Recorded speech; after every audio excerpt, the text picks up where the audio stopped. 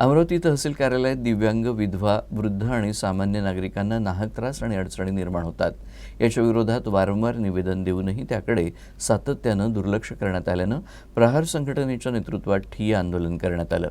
अचानक पुकारलेल्या या आंदोलनामुळे तहसील कार्यालयात तणावाची स्थिती निर्माण झाली होती.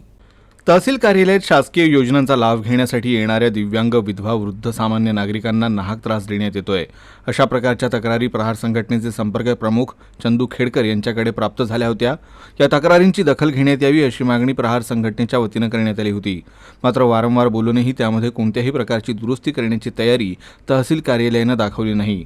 गरजू, गरीब, वंचित लोकांना अडचण निर्माण करून त्यांना लाभापासून वंचित ठेवल्या जात आहे, हे अन्यायकारक आहे. त्यामुळे संतापलेल्या खेडकर यांनी तहसील कार्यालयात ठिय्या आंदोलन केलं. थोडीशी कमा वाढतच नाही आणि तो अधिकारी काय म्हणते माहिती आहे का, तुम्ही आमची तक्रार करा, तुम्ही तक्रार केली म्हणजे